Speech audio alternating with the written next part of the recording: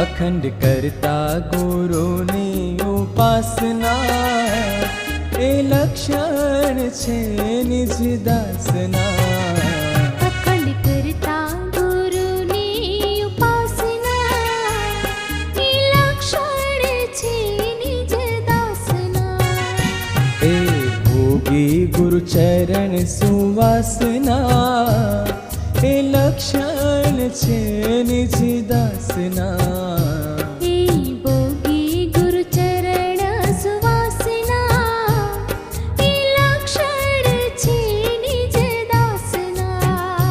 અખંડ કરતા ગુરુની ઉપાસના એ લક્ષણ છે નિજ દાસના. અખંડ કરતા ગુરુની ઉપાસના એ લક્ષણ છે નિજ દાસના.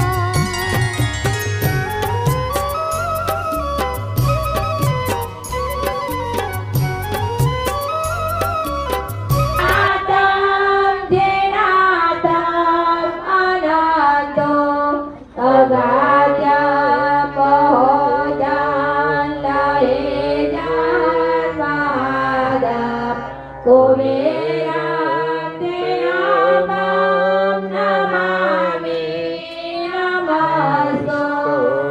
શ્રીમદ કરુણા સાગર મહારાજ કી જય. ધર્મ કી જય. શ્રી વિઠ્ઠલદાસજી મહારાજ કી જય. શ્રી ધર્મ પ્રિયદાસજી મહારાજ કી જય.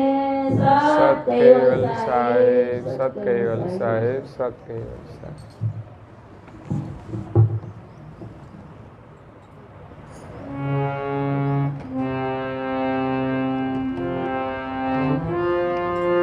કૃપા કરો ગુરુ ચરણ નિવાસા,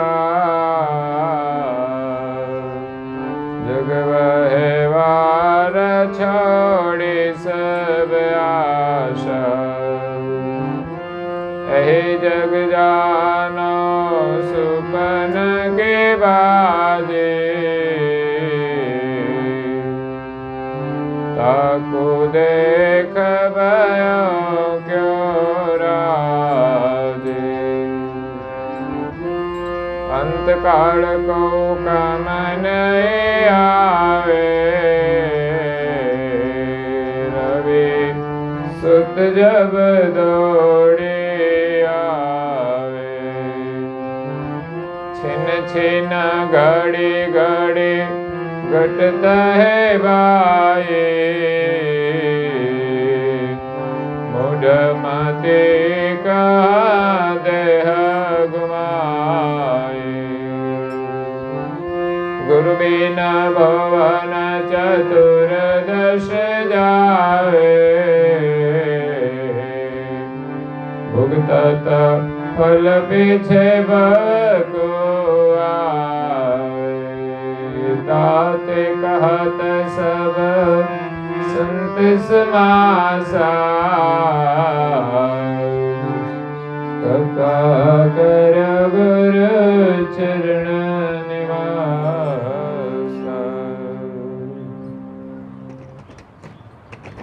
પ્રેમ ભક્તજનો, જ્ઞાન સંપ્રદાયના આદ્ય સ્થાપક અનંત બ્રહ્માંડાધીશ વિશ્વ નિયંતા સકર્તા સતકૈવલના મહાદ સજાણ જાણ અલૌકિક દિવ્ય સ્વરૂપને અનેક ન્યાયો દ્વારા પ્રત્યક્ષ પ્રમાણથી સ્વ અનુભવથી પ્રતિપાદન કરી આપનાર અનંત અંશોના તારણહાર, પરમ મોક્ષના દાતા, કૈવલ ધર્મ ધુરંધર, મહાન સમર્થ, પરમ શ્રેષ્ઠ, પરમ વિભૂતિવાન, પરમ દયાળુ, પરમ કૃપા નિધિ, સર્વજ્ઞ દિવ્ય પરમ ગુરુ શ્રીમદ કરુણાસાગર મહારાજના પટ્ટ શિષ્ય દ્વિતીય આચાર્ય પૂજ્યપાદ શ્રી નારાયણદાસજી મહારાજ વિશ્વભરના મનુષ્ય તનુધારી ચૈતન્ય અંશોને સંબોધીને યથાર્થ જ્ઞાનનો ઉપદેશ આપતા સ્વરચિત કક્કાને વિશે ગુરુચરણના મહિમાનું વર્ણન કરતા કહે છે કે કક્કા કરો ગુરુચરણ નિવાસા. આ જગતમાં ગુરુનો મહિમા અપરંપાર છે. गुरु मिला तो सब मिला, नहींतर मिला नहीं कोई. सुत दारा और लक्ष्मी ये तो पापी के घर में भी होय. जीवन में कुटुंब परिवार संपत्ति मळवी ए बहु मोटी वस्तु नहीं.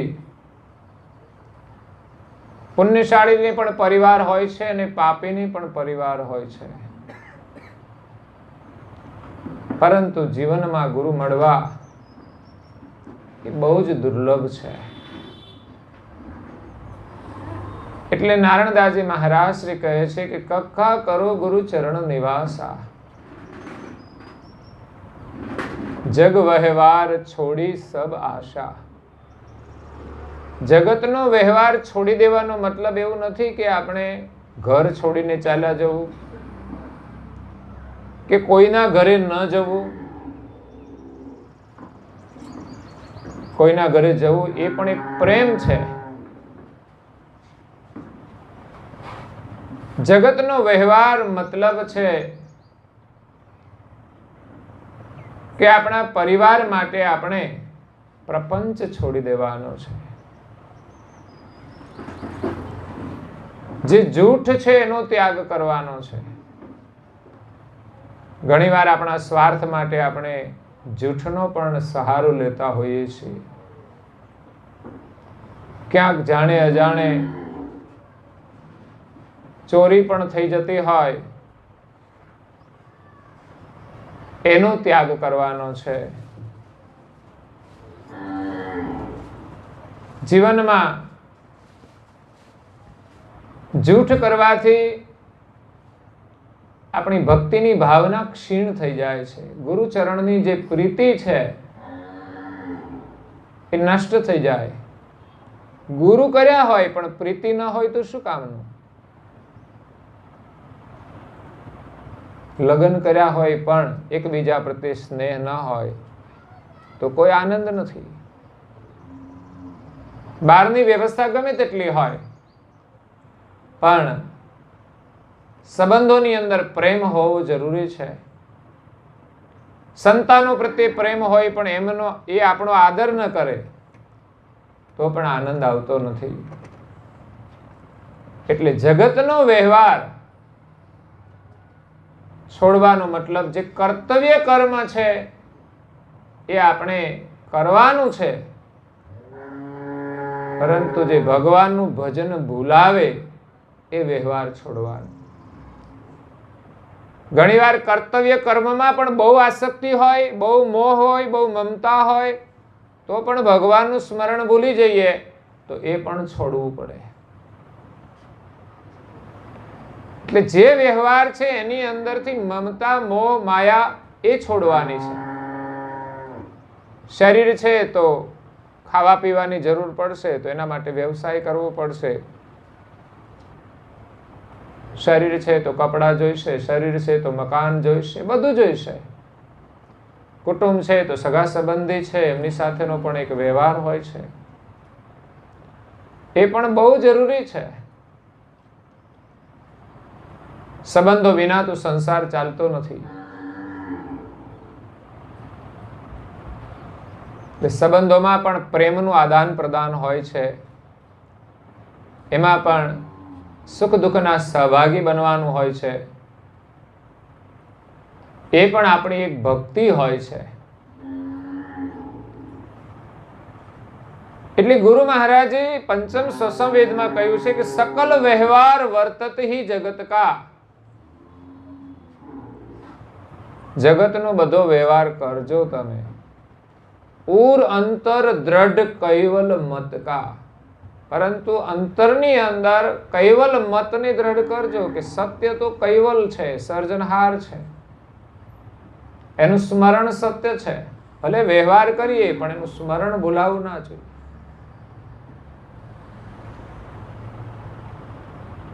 सकल व्यवहार वर्तत ही जगत का और अंतर दृढ़ कैवल मत का. સ્વપ્ન સમાન જાની જગ હેતા. આ જગત સ્વપ્ન છે એમ સમજીને પ્રેમ કરજો.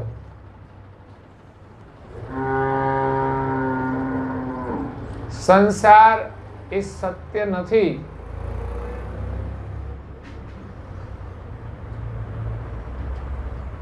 સત્ય નથી એ સમજણ રાખીને આપણે વ્યવહાર કરવાનો છે. સત્ય નથી તો દેખાય છે પરંતુ વાસ્તવિક નથી, છે છતાં નથી.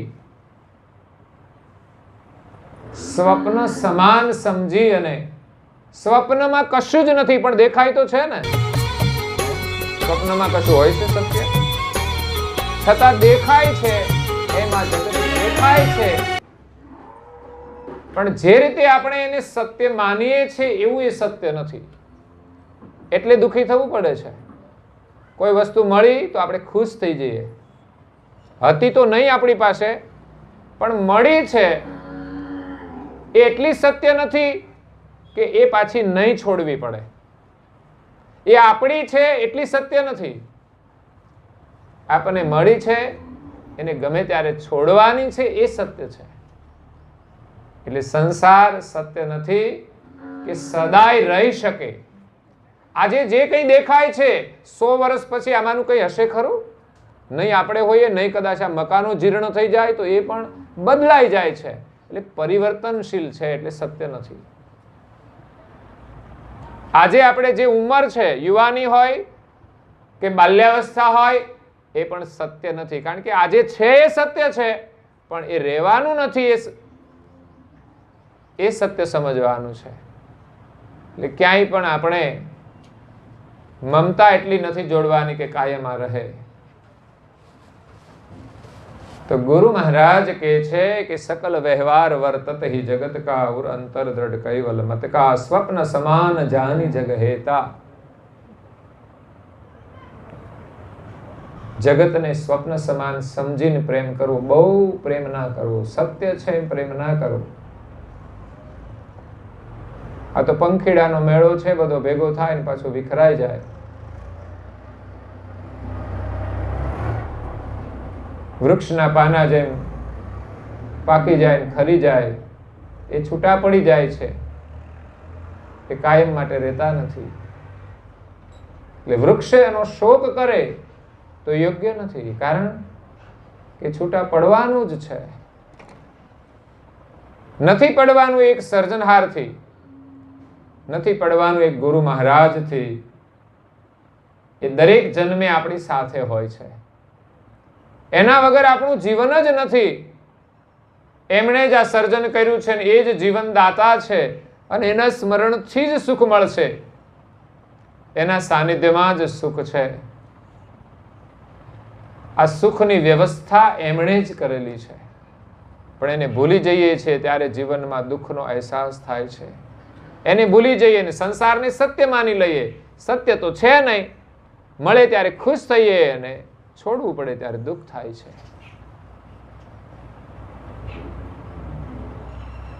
જ્યો કો પુરુષ પકરે હું બેગારી.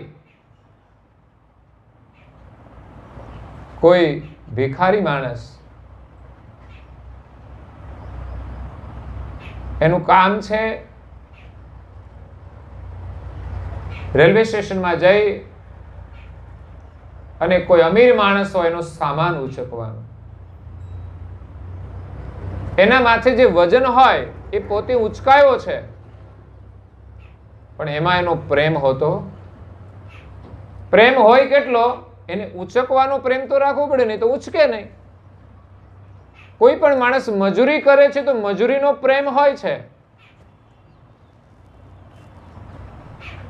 પણ જે કાર્ય કરતા હોય, એ જે મિલકત હોય એમાં એનો પ્રેમ નથી હોતો.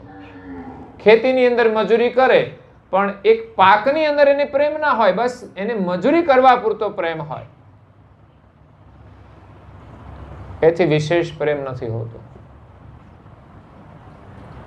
એમ કોઈ ભિખારી માણસ મજૂરી કામ કરે છે ત્યારે માથા પર વજન ઉચકાવે તો પ્રેમ હોય કે અહીંથી અહીં સુધી લઈ જવાનો છે, ત્યાં મૂકી દીધા પછી એને સહેજ પણ એ વસ્તુની અંદર પ્રેમ હોતો.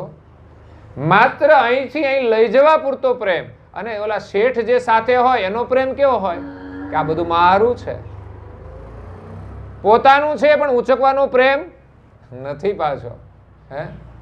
પોતાનું છે ઉચક ને ત્યારે પણ એ નથી ઉચકી શકતા. જ્યારે મજૂર માણસ છે એ પ્રેમ રાખે છે પણ મૂક્યા પછી એને કોઈ શોક નથી, એને કોઈ લૂંટી જાય તો એને કોઈ દુઃખ નથી, કારણ કે એને એમાં મમત્વ નથી.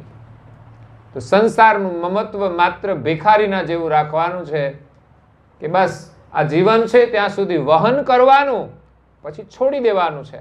શરીર હોય તોય ભલે, મકાન હોય તોય ભલે, દુકાન હોય, કરોડો રૂપિયા હોય તો પણ એને છોડીને જવાનું છે. એમ સમજીને માણસે જીવવાનું છે, ભગવાનનું ભજન કરવાનું છે. માનવ જીવન શા માટે મળ્યું છે? આ તો વ્યવસ્થા માટે બધું કરીએ છીએ, પણ જીવન મળ્યું છે શા માટે? ખાવા પીવાની મજા કરવા માટે, કે વાતો કરવા માટે, કે નાચવા કૂદવા માટે? આ શરીરની સજાવટ માટે જ મળ્યું છે? ના, એ તો વ્યવસ્થાના રૂપમાં જેટલું જરૂરી છે એટલું જ આપણા માટે કામનું છે. એથી વિશેષ ગમે તેટલું કરીએ આપણા જીવનમાં કોઈ મહત્વ નથી. વિશેષ આપણું જીવન સંસ્કારથી સુશોભિત બને અને ભગવત સ્મરણમાં જોડાય, એ જ જીવનની સફળતા છે, એ જ જીવનનો સાચો આનંદ છે. સંસારની પાછળ ગમે તેટલા દોડીશું, ગમે તેટલા જન્મો સુધી દોડીશું, અંત આવવાનો જ નથી. ક્યારેક સુખી, ક્યારેક દુઃખી, વર્તમાનમાં પણ અનુભૂતિ થાય છે, એમ જન્મો જન્મમાં આ અનુભૂતિ થવાની છે. પણ જેણે ભગવાનનું ભજન કર્યું એ કાયમને માટે આ દુઃખમાંથી છૂટી ગયા, દ્વંદ્વમાંથી છૂટી ગયા. હર્ષ ને શોક, રાગ ને દ્વેષ, મારું ને તારું, લાભ ને હાનિ, આ બધો દ્વંદ છે. જ્યારે સત્ય સુખની અંદર માત્ર સુખ, સુખ ને સુખ જ છે એવું મેળવવાની ક્યારેક અંતરમાં ચાહના થાય છે, લાગણી થાય તો એ મળી શકે છે. મહાપુરુષોનું સુખ જોઈ, આનંદ જોઈને આપણા અંતરમાં એમ થાય કે મારે પણ આ મેળવવું છે, કોઈ પણ ભોગે મેળવવું છે. એના માટે કંઈ પણ છોડવું પડે તો છોડીને, અને કંઈ કરવું પડે તો કરીને. છોડી દઈએ પણ કશું કરીએ નહીં ને તો કશું ના મળે. એટલે કરવાનું પણ છે અને કંઈક છોડવાનું પણ છે. માયા ન છૂટે ત્યાં સુધી માલિક મળતા નથી, અને માલિકનું ભજન ન કરીએ ત્યાં સુધી માયા છૂટતી નથી. એને છોડવાનો ઉપાય પણ માલિકનું ભજન છે, અને છોડ્યા વિના ભજન પણ થતું નથી. એટલે એક સંકલ્પ કરીએ સારો, શુભ કાર્યનો, તો બીજા બધા વિચારો છૂટી જશે. સારા વિચારો કરીએ તો મિથ્યા વિચારો છૂટી જાય. સારું કામ કરીએ તો ખોટી પ્રવૃત્તિ છૂટી જાય. એમ કરતા કરતા સર્જનહારનું સ્મરણ કરીને આપણે એને પામી શકીએ છીએ. પણ માલિકને મેળવવા માટે મોટું માધ્યમ છે ગુરુ.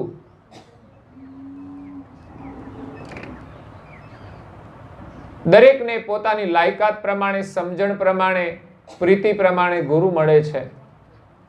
ગુરુ કરવા મહત્વના છે, અને ગુરુમાં પ્રીતિ કરવી મહત્વની છે. અહીંયા તો સમર્થ પરમ ગુરુ આપણને મળ્યા છે. એટલા મહાન છે કે એની કૃપાથી 14 લોકની સમૃદ્ધિ આપણને મળી જાય, એટલા એ સમર્થ ગુરુ છે. આપણે મહેનત કરીને કેટલું મેળવીશું? એટલે આપણે જોઈએ એટલું મળી જાય એમાં સંતોષ રાખી અને વિશેષ પરમ ગુરુને પ્રસન્ન કરવા માટે ભક્તિ કરવી જોઈએ અને માલિકને મેળવવા માટે ભજન કરવું જોઈએ. સિવાય કોઈ આશા નહીં. જગ વ્યવહાર છોડી સબ આશા. જગતના વ્યવહારની અંદર અનંત આશાઓ છે. જરૂરિયાતની હોય એ માનવા જેવું છે. કોઈ માણસ બીમાર હોય એટલે આશા રાખે કે હું સ્વસ્થ થઈ જાઉં, પણ સ્વસ્થ થઈને કરવાનું શું એ પણ મહત્વનું છે. જેના આશીર્વાદથી ને જેના સ્મરણથી આપણે સ્વસ્થ થઈએ તો સ્વસ્થ થયા પછી પણ એનું સ્મરણ ભૂલાવવું જોઈએ. જ્યારે આપણે એટલા સ્વાર્થી છીએ, જરૂર હોય ત્યારે પ્રાર્થના કરીએ અને આપણું કામ થઈ જાય એટલે પછી ભૂલી જઈએ છીએ. એક વિચારવા જેવું છે કે આપણું કામ જેનાથી થાય એ કાર્ય છોડવું જ ના જોઈએ. ઘણા લોકો બાધા લે, મારું કામ થઈ જાય તો હું આટલું કરીશ, પણ કામ થઈ જાય એટલે બાધા પૂરી. ખરેખર તો એ બાધા કેટલી ઉત્તમ કહેવાય કે મારું કામ થઈ ગયું તો એ બાધા કાયમ રાખવી જોઈએ, અને એવી જ બાધા લેવાની કે જે કાયમ જીવનમાં કરવું જોઈએ. તમારે કંઈ કામ હોય તો એમ કહેવાનું હું કોઈ દિવસ જૂઠું નહીં બોલું. પછી છોડવા જેવું છે. હું સત્ય બોલીશ તો આપણું કામ ચોક્કસ થશે જ, કારણ કે આપણો નિયમ એવો છે અને હંમેશા પાળવા જેવો છે. તો જગતના વ્યવહારની બધી જે આશાઓ છે આપણે સત્ય માની છે. હા, સંસારનો ઘણો વ્યવહાર એટલો સત્ય માન્યો છે કે જ્યારે દુઃખ આવે ને ત્યારે એમ લાગે કે આ તો ખોટું છે બધું, પણ એ ક્યારે ખબર પડી, ક્યારે દુઃખ આવ્યું ત્યારે એ અસત્ય જ હતું, પણ આપણે એને સત્ય માન્યું હતું. દુનિયામાં બધાની સાથે સરખો વ્યવહાર ચાલતો નથી. ચાલે તો સારું છે, પરંતુ ક્યારેક ન પણ ચાલે તો સમજવાનું કે આ જ સંસારની સત્યતા છે. એટલે વધારે પડતો પ્રેમ સંસાર પ્રત્યે નહીં જોડવો જોઈએ. શરીર પ્રત્યે ગમે તેટલો પ્રેમ જોડીએ, આખર તો એક ક્ષણ ભંગુર છે. દુર્ગંધથી ભરેલું છે, રોગોથી પણ ભરેલું છે. ક્યારે પરાધીન થઈ જાય શું ખબર. આ તો ભાગ્ય કહેવાય કે અંતકાળ સુધી આપણું શરીર સારું રહે. અને નાની બા 105 વર્ષ સુધી રહ્યા. પરમગુરુ 105 વર્ષ સુધી રહ્યા હતા. એટલો સમય રહ્યા એક સૌભાગ્ય છે. નહીં તો ઘણા લોકો એમ કે હે ભગવાન અમને લઈ લ્યો. તને ક્યાં મૂકે? માનવ જીવનથી તો ઉત્તમ કોઈ જીવન નથી. ભલે દુઃખ હોય, હા ઘણાનું દુઃખ બહુ દુઃખદ હોય છે. માણસ પરેશાન થઈ જાય, એટલી પરાધીનતા હોય છે કે આ શરીર પથારીવશ થઈ જાય, પોતાના શરીરની ક્રિયાઓ પણ પોતે જાતે ન કરી શકે ત્યારે માણસ પરેશાન થઈ જાય. છેવટે ભગવાનને પ્રાર્થના કરી ભગવાન મને લઈ લો. અને એની સેવા કરતા હોય ને એ પ્રાર્થના કરે ભગવાન આને જલ્દી. બે કારણ હોય, કાં તો સેવા કરીને થાકી જાય અને કાં તો એનું દુઃખ ન જોઈ શકે તો એમ થાય કે ભગવાન આને જલ્દી છૂટા કરો. એટલે માનવ જીવન આપણને મળ્યું છે ભગવત સ્મરણ કરવા માટે. અને સરળમાં સરળ જો કોઈ કાર્ય હોય તો ભગવત સ્મરણ છે. બાકી સંસાર તો બહુ જ જટિલ છે. બધાએ લગ્ન કર્યા છે એટલે ખબર છે કેટલી બધી જવાબદારી છે, કેટલી બધી ચિંતાઓ છે, કેટલી બધી ઉપાધિ છે. પરંતુ ભગવાનનું ભજન કરવું સરળ છે, જેમાં પૈસાની જરૂર નથી, જેમાં કોઈ સાધનની જરૂર નથી. બસ માત્ર તમારી ભાવના હોય તો કામ થઈ જાય. એટલું સરળ છે. એમાં કોઈ એવા કડક નિયમ નથી કે તમારે ભૂખ્યા રહેવું પડે તો જ ભજન થાય. તમને વાંચતા ન આવડતું હોય તો પણ ભજન થાય. માત્ર પ્રીતિ થઈ જાય એક મંત્રમાં કે એક સ્મરણમાં પ્રીતિ થઈ જાય ને એનું નિરંતર સ્મરણ થાય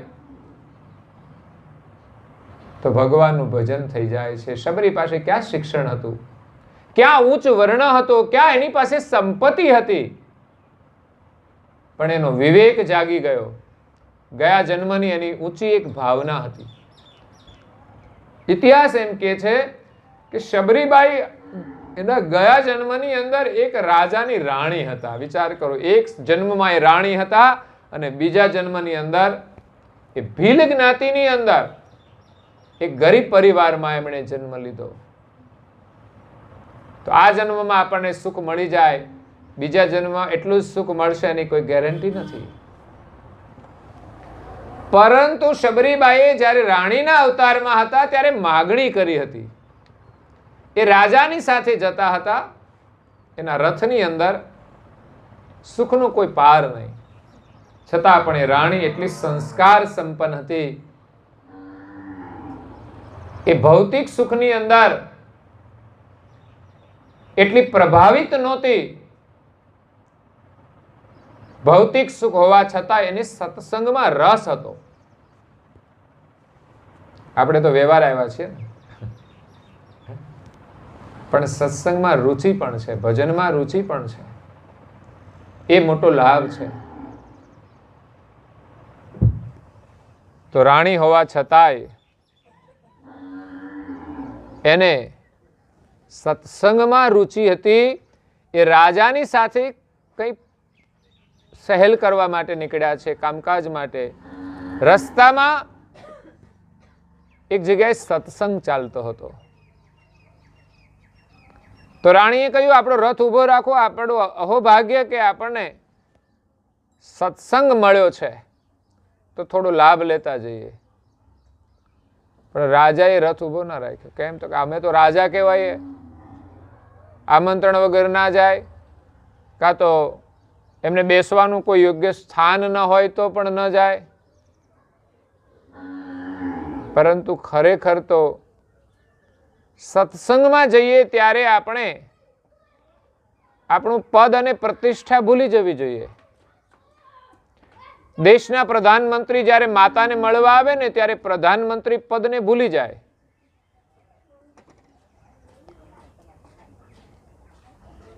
એમ જ્યારે સત્સંગમાં જઈએ ત્યારે આપણું પદ ભૂલીને ત્યાં જે વ્યવસ્થા હોય બધાના માટે એનો સ્વીકાર કરીને સત્સંગનો લાભ લેવો જોઈએ. કોઈ મંદિરમાં જઈએ ત્યાં ભોજનની વ્યવસ્થા હોય, સમૂહ ભોજન હોય, ત્યારે પણ વ્યક્તિએ પોતાની પદ અને પ્રતિષ્ઠા છોડી ભૂલી અને જે બધાના માટે વ્યવસ્થા હોય એમાં જોડાઈને પ્રસાદ લેવો જોઈએ. નહીં તો એમ થાય કે અહીંયા તો આપણા માટે બરાબર વ્યવસ્થા નથી એટલે આપણે નહીં જમીએ. એ દુર્ભાગ્ય છે. સમદ્રષ્ટિથી અને સમાન ભાવથી જ્યાં પ્રસાદ અપાતો હોય એ પ્રસાદ લેવો એ સૌભાગ્ય છે. બાકી એના સ્થાનની અંદર, એના સમાજની અંદર જે એની પ્રતિષ્ઠા હોય એ પ્રમાણે એનો આદર થતો હોય, એ પ્રમાણે ભોજનની વ્યવસ્થા હોય. કારણ કે ત્યાં તો પાટલા હોય, ખાટલા હોય, બધું જ હોય. પણ કદાચ એવા સ્થાનોમાં જઈએ ત્યાં વ્યવસ્થા ન હોય, પણ બધાના માટે જે વ્યવસ્થા હોય એનો સ્વીકાર કરીને પ્રસાદ લેવો એ આપણું અહોભાગ્ય છે.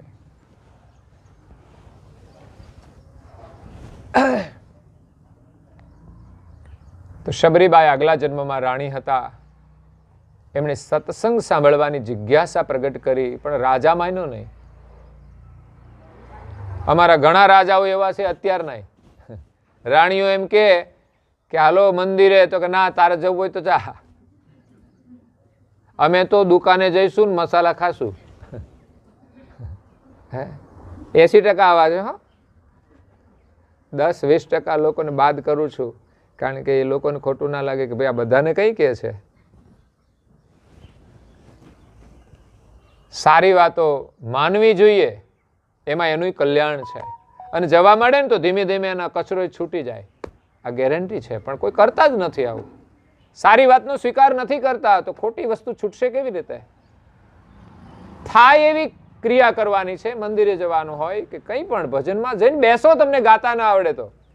આમાંથી 10 બહેનોને ગાતા આવડે તો બીજા બધા સાંભળતા જ હોય છે. તો સાંભળવામાં એટલો જ રસ છે, પણ ગાવામાં ને સાંભળવામાં એટલો ફેર છે. ગાતો હોય ને કોઈ દિવસ ઊંઘે નહીં, સાંભળતા સાંભળતા ઊંઘી જાય. એટલે ગાવું એ મહત્વનું છે.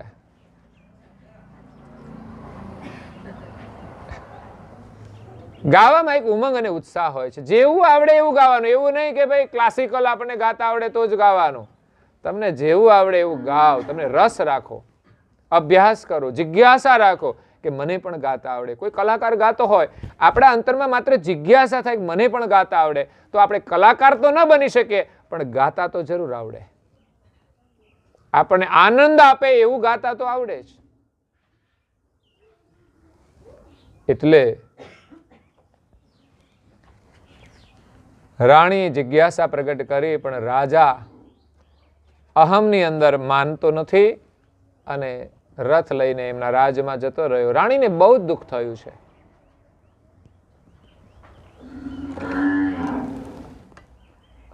રાણીને બહુ જ દુઃખ થયું. એને એમ થયું કે આ રાણી પદને ધિક્કાર છે. આના કરતા તો કોઈ ગરીબ ઘરની અંદર જન્મ મળ્યો હોત ને તો સત્સંગનો લાભ તો મળત. ભગવાનને એણે પ્રાર્થના કરી, ભગવાન આવતો જન્મ મને તું શુદ્ર વર્ણમાં આપજે, ગરીબ પરિવારમાં આપજે, પણ મને સત્સંગનો લાભ મળે એવા પરિવારમાં આપજે. આ જિજ્ઞાસા શબરીબાઈએ આગલા જન્મની અંદર રાણીના અવતારમાં કરી હતી. દુનિયાની કોઈ પણ સમૃદ્ધિ, સત્તા, સંપત્તિ, પ્રતિષ્ઠા મળી જવું એ વિશેષ મહત્વનું નથી. મળે તો આપણું ભાગ્ય છે. આ ભાગ્ય વગર કશું મળતું, અને ભાગ્યનું નિર્માણ પણ પુરુષાર્થથી જ થાય છે. માણસ મહેનત કરશે, પુરુષાર્થ કરશે તો એનું ફળ એને અવશ્ય મળશે. જીવનમાં ક્યારેય પુરુષાર્થ છોડવો જોઈએ નહીં.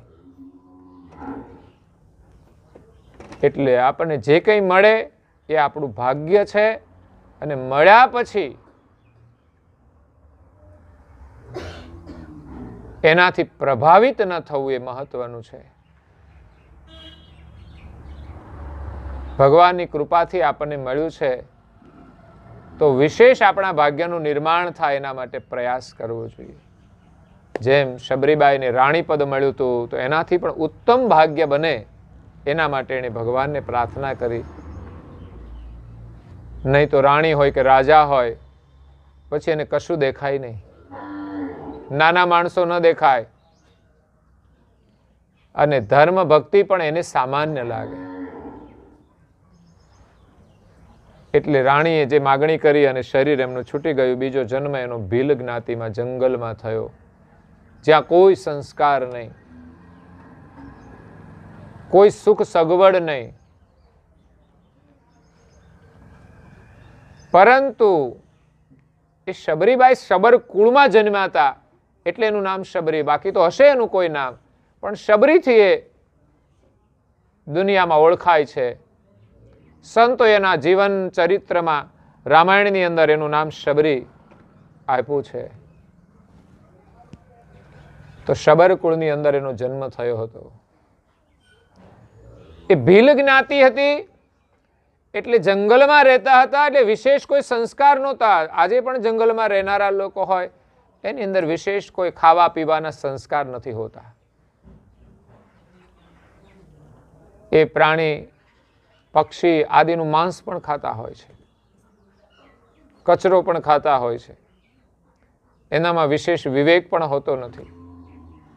બસ શિકાર કરવો, માંસાહારનું સેવન કરવું ને જીવન નિર્વાહ કરવો. તો શબરીબાઈના પરિવારની અંદર, શબરીબાઈની અંદર એવા સંસ્કાર હતા, એવી સમજણ હતી, એવા વિચાર હતા કે એની ઉંમર થાય છે, યુવાન થાય છે, જે સંસ્કાર હતા એમની વચ્ચે મોટી થાય છે. પણ એ પરિવારની અંદર કંઈક પ્રસંગ હોય ને ત્યારે વિશેષ ભોજન બનાવવામાં આવતું હતું. દરેક સમાજમાં એવું હોય છે કે સારો પ્રસંગ હોય ત્યારે વિશેષ ભોજન બનાવવામાં આવે. શબરીબાઈના લગ્ન કંઈ નક્કી કર્યા હતા અને લગ્નનો દિવસ નજીક આવ્યો ત્યારે એમના પરિવારજનોએ એ લગ્નના માટે વિશેષ ભોજન કરવા માટે ગાય, ભેંસ, બકરા બધા ખરીદી લાવ્યા પ્રસાદ બનાવવા માટે. શબરીબાઈને આશ્ચર્ય થયું કે ભાઈ આ મારા લગ્નની અંદર આ બધાને શા માટે લાવ્યા છો? એણે પૂછ્યું ત્યારે એને જવાબ મળ્યો કે તારા લગ્ન છે, વિશેષ મિષ્ટાન બનાવવા માટે, વિશેષ ભોજન બનાવવા માટે આ પ્રાણીઓ લાવવામાં આવ્યા છે, પક્ષીઓ લાવવામાં આવ્યા છે. શબરીબાઈની અંદર સંસ્કાર હતા, એની અંદર ઉત્તમ વિચાર હતા કે આવા લગ્ન મારે કરવા. આ વિવેક છે. સંસારનું કોઈ પણ કાર્ય કરીએ ત્યારે જ્ઞાનથી, સમજણથી, વિવેકથી કરવું જોઈએ. વિચાર કરીને કરવું જોઈએ. યોગ્ય અયોગ્યનો વિચાર કરવો જોઈએ. પરંતુ વિશેષ સંસારની અંદર મોહ મમતા હોય છે ત્યારે માણસ કંઈ પણ કરવા માટે વિવેક ચૂકી જાય છે.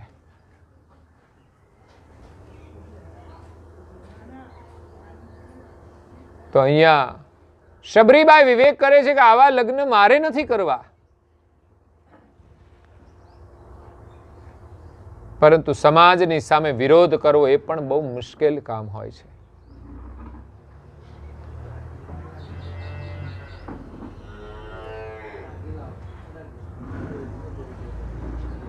એક પિતા, બીજી એક કથા છે, પ્રસંગ. એક પિતા, આ હકીકતનો પ્રસંગ છે. પોતે રણની અંદર રહેતા અને ત્યાં ઊંટ રાખતા હતા.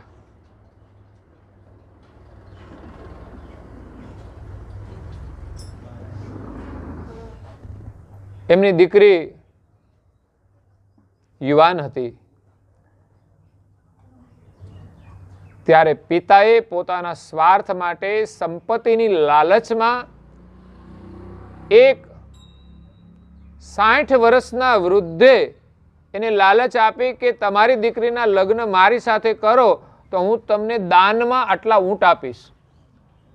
ત્યારે ઊંટનું મહત્વ હશે કે એની લાલચમાં પિતા દીકરીના એને કહે છે કંઈ વાંધો નહીં, તમે આવજો અમારા ઘરે. તો એ તો આવ્યો.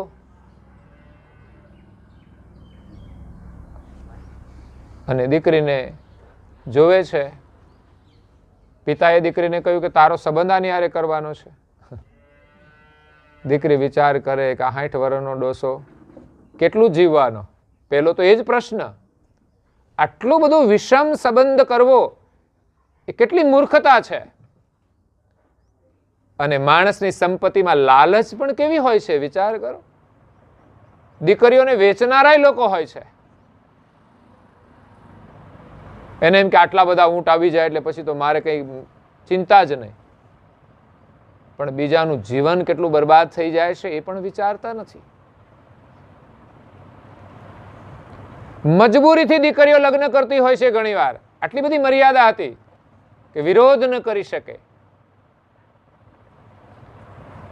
આ દીકરીએ પણ એવો જ રસ્તો લીધો કે આ ડોસા સાથે લગ્ન કરવા એના કરતાં તો ભીખ માગીને જીવવું સારું. એ રાત્રે નીકળી જ જાય છે. એની આખી બહુ દારૂણ કહાની હતી. પેપરમાં એક વખત આવેલી કહાની.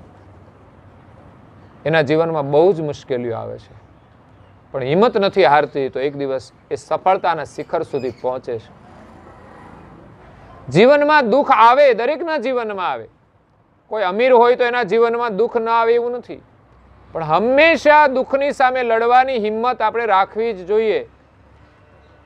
આપણે લડીશું તો કોઈને કોઈ મદદ કરશે અને કોઈ સંસારમાં નહીં મદદ કરે તેટલો વિશ્વાસ રાખવાનો. ઉપરવાળો ચોક્કસ આપણને માર્ગ બતાવશે, મદદ કરશે. એટલે અહીંયા શબરીબાઈ વિચાર કરે છે કે આવા લગ્ન મારે નથી કરવા, પણ કેવું કઈ રીતે? એમના પિતાને કહેવાની હિંમત નથી, કારણ કે એમણે જ વ્યવસ્થા કરી હોય. અને પેલા બધા પિતાઓ હતા ને બહુ માથા ભારે હતા, દીકરીઓ સામે બોલી નહોતી શકતી. ખોટું હોય તો પણ એ બીડીઓ ફૂંકતા હોય ને તો દીકરી એમ ના કે પપ્પા ના પીવાય, આ સ્થિતિ હતી.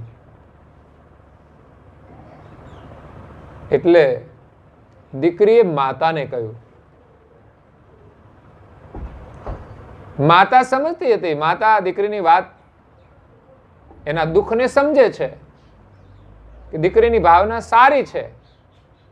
કદાચ આ ના જમાડે તો શું ફેર પડવાનો, પણ એને એમ લાગતું હોય કે ભાઈ આપણે ન જમાડીએ તો પછી આપણું નીચું ગણાય. બોમ્બેની અંદર પણ હું કામ કરતો ત્યારે બાજુમાં એક મરાઠી રહેતા હતા. એ મરાઠીનો એક ભત્રીજો હતો, એમના ફુવાને ત્યાં રહેતો હતો. એટલે ના આવે ને તે અમે પૂછીએ કે આજે આ છોકરો કેમ નથી આવ્યો, કાં તો એ છોકરો જ્યારે આવે ને ત્યારે પૂછીએ કે કાલે તમે કેમ નહોતા આવ્યા, તો કે અમારે ઘરે મહેમાન આવ્યા હતા. મહેમાન આવે તો કઈ રજા ના પાડવી પડે, પણ રજા પાડવાનું કારણ તો કે આજે અમારે ઘરે મહેમાન આવે ને ત્યારે મુરઘી છે ને એ જીવતી મારે જ કાપવાની, બીજું કોઈ ના કાપે. મારે ફુવા ના કાપે, મારી ફોઈ ના કાપે, એ મારે જ કાપવાની, એટલે કે છે મારે રહેવું પડે. એટલે મહેમાન આવે ત્યારે આવી રીતે સ્વાગત કરતા.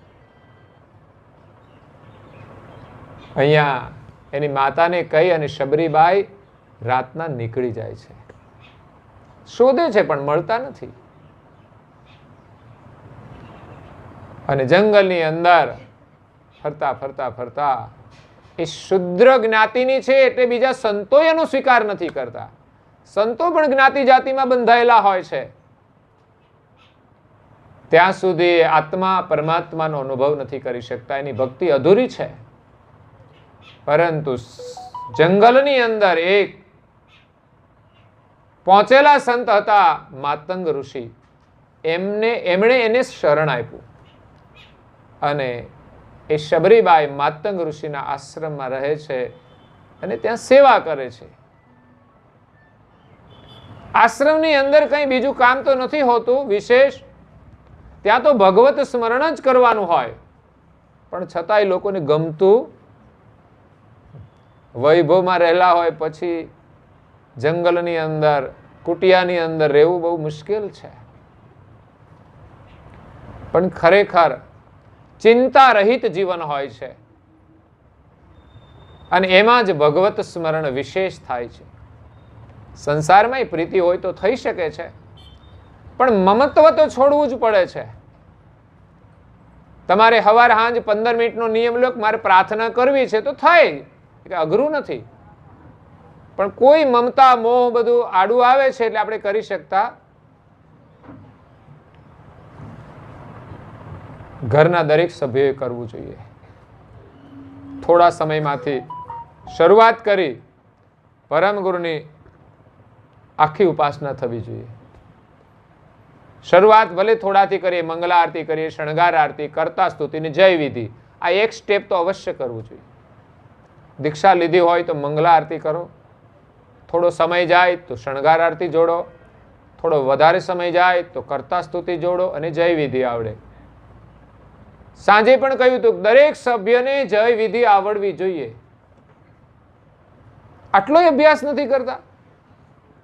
આપણું બાળક કેટલો અભ્યાસ કરે છે તો આપણે પણ અભ્યાસ કરવો જોઈએ. રોજ તમે બોલો તો આવડી જ જાય, એમાં કશું અઘરું નથી. અને કદાચ તમને યાદ ન જ રહેતું હોય તો કાયમને માટે ચોપડીમાં જોઈને પણ તમે જય બોલો. નહીં તો ઘણા લોકોને ત્યાં હું જાઉં ને, હું કહું ચોપડીમાં જોઈ તો કે એ નહીં કહેશે, ચોપડીમાં જોઈને નહીં. ભણેલા તો કે 10 ભણ્યા છે, 12 ભણ્યા, પણ જે વિધિ અમને ના ફાવે એટલે જોઈને બોલવામાં શું વાંધો છે?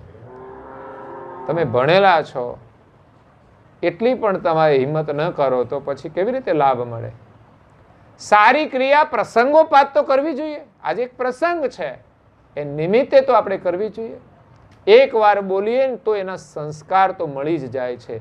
એકવાર તમે જે કાર્ય કર્યું છે એક સંસ્કાર બની ગયા.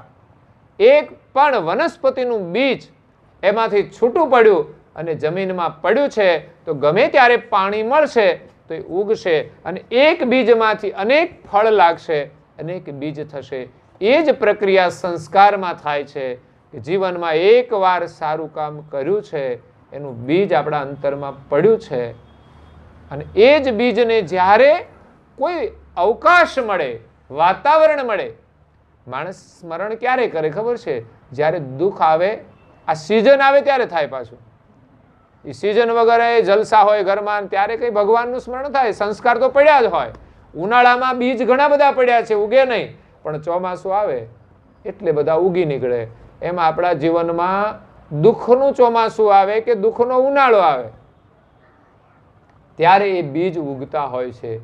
ત્યારે આપણા અંતરમાં ભાવના થાય કે આપણે કંઈક કરીએ. સંસારનો મોહ છૂટે. દુઃખ આવે ને ત્યારે સંસારનો મોહ છૂટે છે. એટલે દુઃખ પણ જરૂરી છે, નહીં તો માણસ માયાની અંદર ડૂબી જાય છે. એની પાછળ પાગલ પણ થઈ જાય છે. પાગલ બે રીતે થાય માણસ. એક તો ખરેખર દેખાતો હોય પાગલ, એ રીતે પાગલ થઈ જાય ઘણા, અને બીજા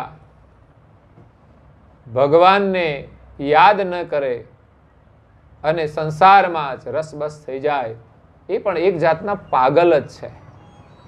ઓલા બાગેશ્વર ધામના ઓલા બાબા નથી કે એ પાગલો, એમ જ કે પાગલો. બધા કોઈ ને કોઈ રીતે પાગલ છે.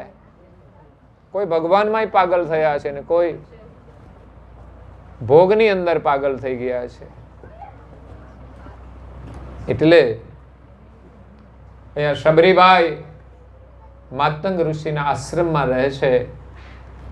માતંગ ઋષિ જ્ઞાતિ જાતિના ભેદ વગર શબરીબાઈને આશ્રય આપે છે. શબરીબાઈ આશ્રમની અંદર સેવા કરે છે. ત્યાં ભગવત સ્મરણ કરવાનું હોય છે અને બીજું આશ્રમની સાફ સફાઈ હોય કે કામકાજ હોય.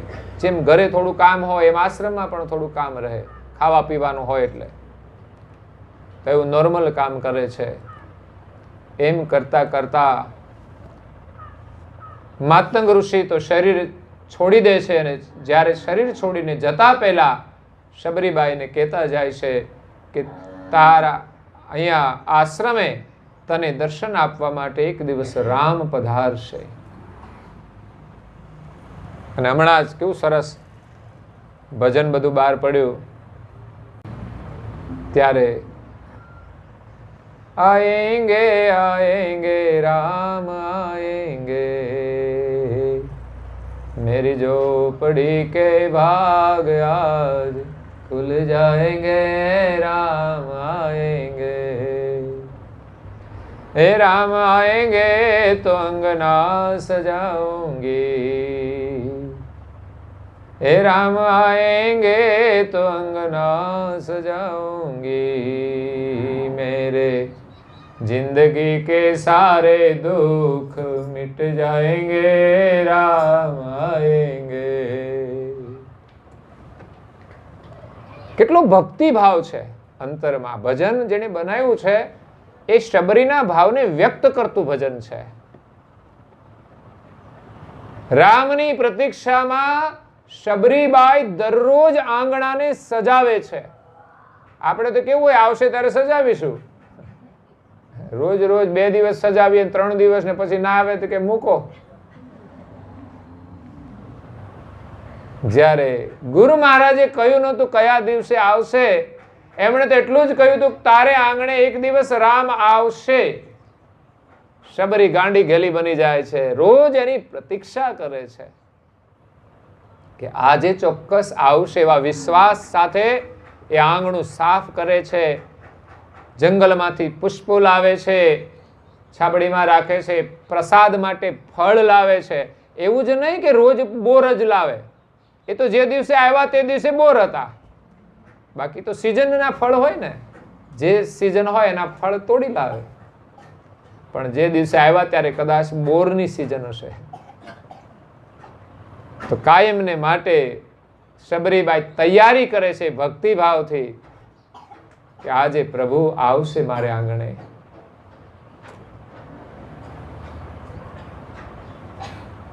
हे राम आएंगे तो पारणा झुलाऊंगी. આ ભજન પાછું કૌશલ્યાને લાગુ પડે છે, કારણ કે પારણું તો એને ઝુલાવવાનું હતું.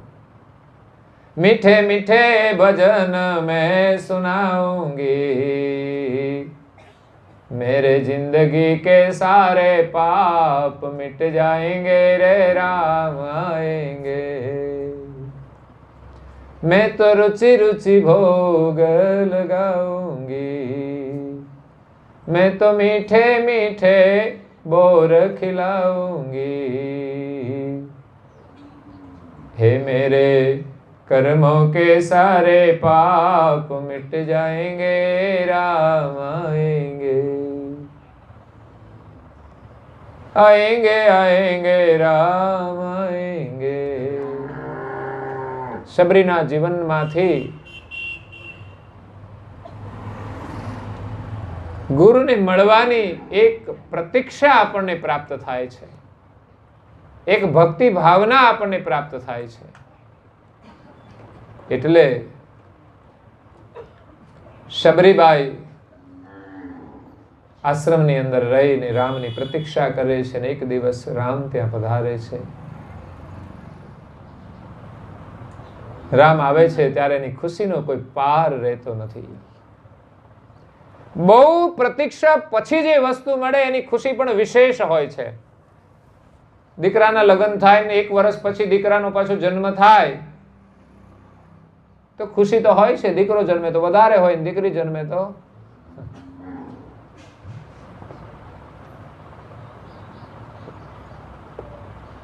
ભલે અત્યારે દીકરા સમાન દીકરી છે પણ છતાંય ખુશી દીકરા જેટલી તો ન જ હોય. કેમ? બહેનોમાં પણ આવું તમે સ્વયં ખુદ કે પછી એવો કોઈ અહેસાસ કરો છો પરાધીનતાનો કે દીકરો જ,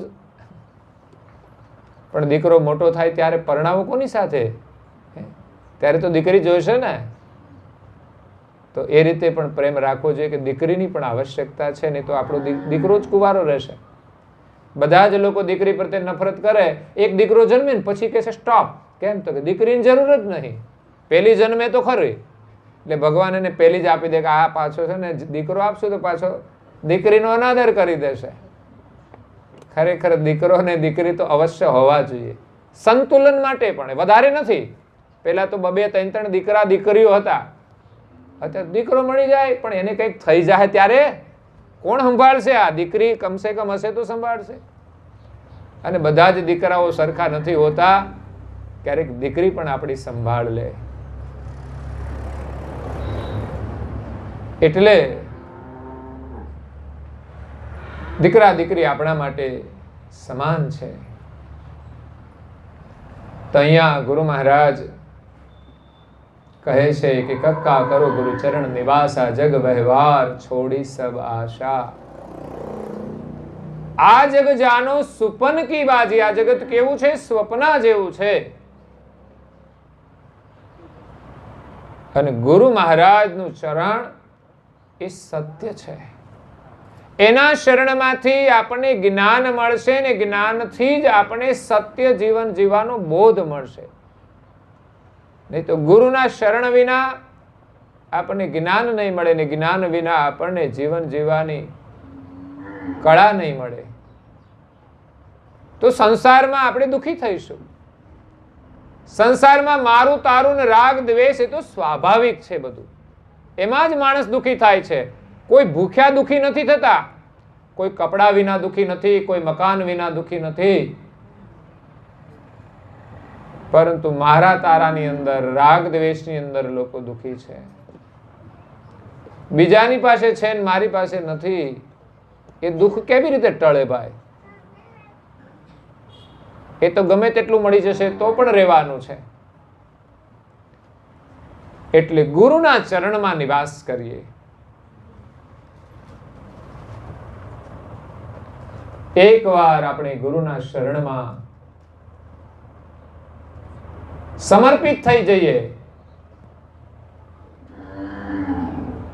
સમર્પિત થવાનું છે. લગ્ન કર્યા હોય એટલે એકબીજાને સમર્પિત થઈ જાય તો એ જીવનની મજા છે. બાકી અહમ લઈને જો જોડાણ થાય છે તો જીવનમાં આનંદ રહેતો નથી. એકવાર ગુરુના શરણમાં આપણે જઈએ. ગુરુનો મહિમા અપરંપાર છે. एक बार आजा गुरु के शरण में, एक बार आजा गुरु के शरण में, गुरु के शरण में आजा केवल के शरण में, एक बार आजा गुरु के शरण में, एक बार आजा गुरु के शरण में. गुरु शरण में है ज्ञान का खजाना, गुरु महिमा शारद शेष ने बखाना, देवों की चाहत है, देवों की चाहत है, गुरु के शरण में, एक बार आजा गुरु के शरण में, एक बार आजा गुरु के शरण में. गुरु शरण में है ज्ञान का खजाना. જીવનમાં જ્ઞાનની બહુ જ જરૂર છે. પોતાની જાતને બહુ બુદ્ધિશાળી માનવા જ નહીં.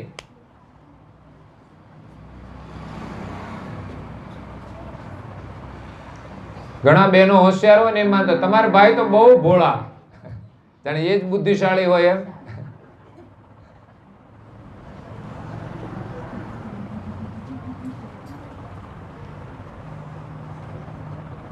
ગુરુના શરણમાં જ્ઞાનનો ખજાનો છે અને જ્ઞાન એ જ સાચું ધન છે.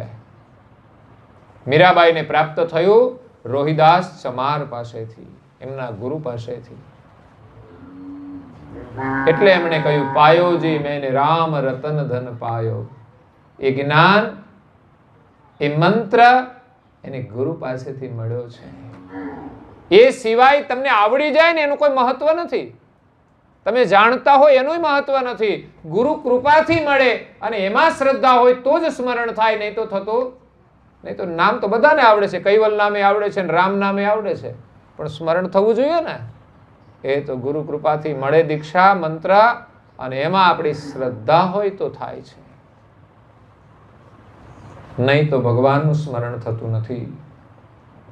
गुरु शरण में है ज्ञान का खजाना, गुरु महिमा शारद शेष ने बखाना. આ ગુરુનો મહિમા છે, જેમના વખાણ વિદ્યાની દેવી શારદા અને પૃથ્વીને ધારણ કરનાર ધરણીધર શેષ મુનિ પણ કરે છે. परम गुरु के शरण की महिमा अपरंपार, शारद शेष न कही सके कैसो रहे इतबार. શારદા અને શેષ પણ એનું પૂર્ણ વર્ણન નથી કરતા. એ મહિમાનું વર્ણન કરે છે પણ એનો પાર નથી પામી શકતા. ગુરુનું વર્ણન તો દરેક મહાપુરુષે કર્યું છે, પણ પરમ ગુરુ જે છે એની મહિમા અપરંપાર છે. જે ગતિનો પાર શારદા અને શેષ પણ પામી શકતા નથી.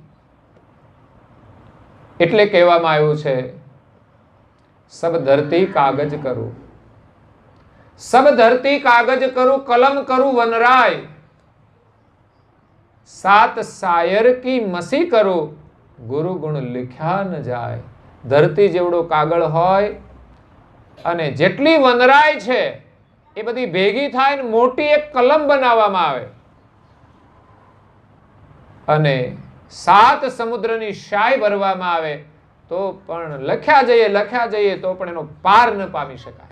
લખીએ તો ખરા, દરેક મહાપુરુષે લખ્યું છે, પણ પરમ ગુરુના મહિમા સુધી કોઈ નથી પહોંચી શક્યા. ગુરુનો મહિમા વર્ણવ્યો, કોઈ સદગુરુના મહિમા સુધી પહોંચ્યા, પણ પરમ ગુરુનો મહિમા એ ગુપ્ત છે, ગહન છે. પરમ ગુરુ પ્રગટ થયા અને પૂજ્ય શ્રી નારણદાસજી મહારાજશ્રીએ પરમ ગુરુના શરણમાં પ્રાર્થના કરી અને એમની કૃપાથી કંઈક ગુરુ મહિમાનું વર્ણન કરવા એમણે પ્રયાસ કર્યો છે. બાકી એ પણ સમર્થ નથી. કોઈ શિષ્ય ગુરુનો પાર ન પામી શકે, પણ ગુરુ કૃપાથી એને જેટલી ગતિ મળે એટલું એ ગુરુનો મહિમાનું વર્ણન કરે છે. માનો મહિમા કેવો હોય તો દીકરો શું કહી શકે? માએ જે પ્રેમથી દીકરાને જન્મ આપ્યો, એને મોટો કર્યો, એનો મહિમા દીકરો શું જાણી શકે? અને જાણે ને તો એ મા બાપની સેવા કરે. કદાચ શ્રવણે મા બાપનો મહિમા જાણ્યો તો અંધ મા બાપને કાવડમાં બેસીને જાત્રા કરાવે છે. એવું નહીં કે આપણે એવું જ કરવું. આપણે ઘરમાં બેઠા હોય ને એની ખબર લઈએ ને તો પણ સારું છે. સમયસર ભોજન આપીએ, બીમાર પડે તો એની મદદ કરીએ, સેવા કરીએ. તો જેમણે પણ થોડો મહિમા જાણ્યો છે એ મા બાપનો આદર કરે છે. આજે તો યુવાનો ઘણીવાર આદર નથી કરતા, અપમાન કરતા હોય છે. તમારે નહીં બોલવાનું, ચૂપ. પત્નીને જ બોલવાનું. હે, મમ્મીને ચૂપ કરી દે, પત્નીને ચૂપ કરે તો કેવાય, એને ચૂપ કરે ને તો પાછી ગુપ્ત થઈ જાય. માં તો કોઈ પણ હાલતમાં એને છોડશે. દીકરાઓ એવા કપૂત થાય છે કે મા બાપને છોડી દે છે, પણ દીકરો ગમે તેટલું અપમાન કરે તો કોઈ દિવસ એ દીકરાને છોડતી નથી. આ છે માનો મહિમા. જેમ માનો મહિમા દીકરા નથી પામી શકતા, એમ ગુરુનો મહિમા પણ શિષ્ય નથી પામી શકતા. પણ ગુરુની પૂર્ણ કૃપા થાય ત્યારે જ એ ગુરુ મહિમાનું વર્ણન કરી શકે છે. એમ અહીંયા ગુરુના શરણની અંદર જ્ઞાનનો ખજાનો છે. માત્ર વાતો નહીં, હો, આ તો અનુભવી ગુરુની વાત છે, વાસ્તવિક ગુરુની વાત છે, જેની અંદર જ્ઞાનનો અનુભવ છે. એ અનુભવ પ્રમાણે એનું જીવન છે. અને પરમ ગુરુ તો આ સંસાર ચક્રમાં આવતા જ નથી એવા એ મહાન ગુરુ છે. એટલે એના માટે તો કોઈ દોષ લાગુ પડતો જ નથી. સંસારમાં તો કોઈ ગુરુને કંઈ ને કંઈ દોષ લાગી જાય છે. ગુરુ હોય પણ કંઈક તો ક્ષતિ હોય તો દોષ લાગી જાય છે. પરંતુ પરમ ગુરુ એ તો સમર્થ ગુરુ છે, સમસ્ત વિશ્વના ગુરુ છે. એની આપણે પ્રશંસા કરીએ તો પણ પાર ન પામી શકાય. બાકી તો લોકો સામાન્ય ગુરુને પણ મોટી મોટી ઉપમાઓ આપીને મોટા બનાવી દેતા હોય છે. એટલી ઉપમાઓ આપે કે એને ભગવાન બનાવી દે. પણ વાસ્તવિક જે મહાન ગુરુ છે એના માટે તો આપણી કલમ ટૂંકી પડે, શબ્દો ઓછા પડે. 52 અક્ષરની બહાર તો જવાય નહીં, અને 52 ની બહાર એનો અનુભવ છે. 52 અક્ષરોમાં એને પૂર્ણ પામી ન શકાય, પણ આ તો એક સંકેત કરી શકાય કે પરમ ગુરુ આટલા મહાન છે, જગતની અંદર ગુરુપદ મહાન છે. એટલે સંકેતથી આપણે એના શરણમાં જઈએ, એમની સેવા કરીએ, એમનું પૂજન કરીએ, એમની પ્રાર્થના કરીએ, એમને વંદના કરીએ અને એમની આજ્ઞાનું પાલન કરીએ. બસ ગુરુનું એ જ સ્વરૂપ છે કે એની નાનકડી પણ એક આજ્ઞા છે ને એનું સ્વરૂપ છે, અને આપણે પાળીએ ને તો એની કૃપા આપણને મળે છે. ભલે ગુરુને આપણે પાર ન પામી શકીએ, પણ નાની નાની આજ્ઞાઓ છે ને પાળવાથી એની કૃપા આપણને મળી જાય છે. રીજે ગુરુ જબહી અગમ ગમ દાતા. દીકરો આજ્ઞાંકિત બને ને તો મા બાપ ખુશ થઈ જાય. હો, અને ખુશી છે ને એ જ આશીર્વાદ છે. એમ ગુરુની સેવા કરતા કરતા, એની આજ્ઞા પાળતા પાળતા ક્યારેક તો ગુરુ પ્રસન્ન થઈ જશે, રીજ મળશે, ખુશ થઈ જશે, એની કૃપા મળશે. રીજે ગુરુ જબહી અગમ ગમ દાતા, દેઈ સર્વ લક્ષ કરહી સુખ સાતા. એ આપણને લક્ષ્યની ગતિ આપી અને સર્વ રીતે સુખી કરશે. તો નારણદાસ આશ પદ રજકી. નારણદાસજી મહારાજ એમ કહે છે બસ ગુરુની રીજ પ્રાપ્ત થાય, પ્રસન્નતા. મા બાપના આશીર્વાદ એમ જ નથી મળતા. આમ તો મા બાપ તો ઈચ્છા કરતા હોય કે મારો દીકરો સુખી થઈ જાય, પણ થાતો નથી. કેમ? તો કે આશીર્વાદ નથી. જ્યારે દીકરો મા બાપની આજ્ઞા પાળે, સમર્પિત થાય અને સ્વાભાવિક રીતે અંતર પ્રસન્ન થાય, એ બાળકને આશીર્વાદ મળી જાય છે. પણ બાળક આજ્ઞાંકિત ના હોય, મા બાપ તો ઈચ્છા રાખે કે મારો દીકરો સુખી થાય, પણ એ તો કચરો ખાતો હોય ક્યાંથી સુખી થાય?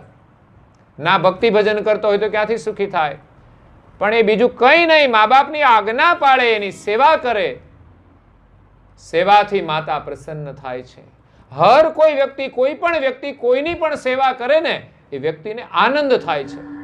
તમે જીવનમાં અનુભવ કરતા હશો, કોઈ તમને પડોશી મદદ કરે, તમારી કઈ પણ સેવા કરે, તમારે ખુશ થવું નહીં પડે, સ્વાભાવિક તમે ખુશ થશો. અને એ જ પ્રસન્નતા આશીર્વાદ છે. એમ અહીંયા ગુરુ મહારાજના શરણમાં જ્ઞાનનો ખજાનો છે. એમની સેવા પૂજા પ્રાર્થના આદિ કરી એની પ્રસન્નતા મેળવીએ. જે ગુરુ મહિમાની પ્રશંસા શારદા અને શેષમુનિ પણ કરે છે. દેવો કી ચાહત હે ગુરુ કે ચરણ में, દેવો મહાન છે, સમર્થ છે, એ પણ ગુરુના ચરણની ચાહના રાખે છે. અને ગુરુમાં જો દેવોની પ્રીતિ ન હોય તો આજે પણ એ આટલું મહાન કાર્ય ના કરી શકે. જે મહાન પુરુષો થયા, અવતારો થયા દેવોના, એમણે જે કોઈ મહાન કાર્ય કર્યા છે, આખર એમનામાં પણ ગુરુના ચરણમાં પ્રીતિ હતી. એટલે ગુરુ કૃપાથી જ બધા મહાન કાર્યો થાય છે. એટલે એકવાર જો ગુરુના શરણમાં આપણે આવી જઈએ તો સમજવાનું કે આપણો બેડો પાર થઈ જાય. गुरु चरण पूजा प्रीत से करोगे, मन से वचन से भक्ति करोगे, होत मनोरथ पूरे, होत मनोरथ पूरे गुरु के चरण में, एक बार आजा गुरु के चरण में, एक बार आजा गुरु के चरण में. આ એક ભક્તનું બનાવેલું ભજન છે. ભક્તની અંદર પણ કેટલી ભાવનાઓ પડેલી છે, જે સ્ફુરણ થઈને ભજનના રૂપમાં આપણને વ્યક્ત કરે છે કે આવો ગુરુનો મહિમા છે. ગુરુ પૂજા પ્રેમ સે કરોગે, ગુરુનો મહિમા છે એની તમે પૂજા કરો. મા બાપની પણ પૂજા કરવાની હોય છે, પણ બે પ્રકારે. એક સ્થૂલ સ્વરૂપમાં પૂજા હોય, તમે પ્રસંગોપાત કરો કે આજે મારો જન્મદિવસ છે, ચાલો મા બાપની પૂજા કરીએ.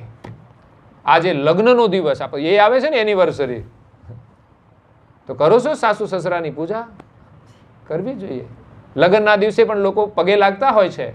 એમ એનિવર્સરી ઉજવવાની માત્ર ખાલી ખાવા પીવાનું જ નહીં, માત્ર મીણબત્તીઓ જ ઓલવવાની નહીં,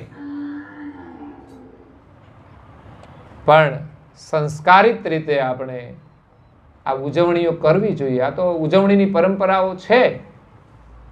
જન્મદિવસ પણ ઉજવાય છે, પણ કેક કાપીને મીણબત્તીઓ ઓલવીને ઉજવવાની પરંપરા આપણી નથી.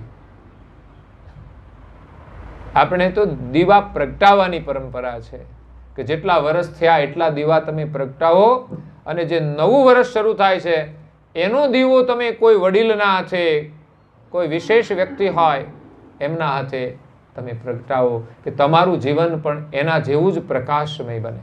ઓલવવાની તો વાત જ નહીં કરવાની. આપણે તેમ માનીને આ બધા ગયા જેટલા વર્ષથી બધા ઓલવાઈ જ ગયા, કંઈ કર્યું જ નહીં એટલે ઓલવાઈ ગયા એમ, એટલે ફૂંક મારવાની.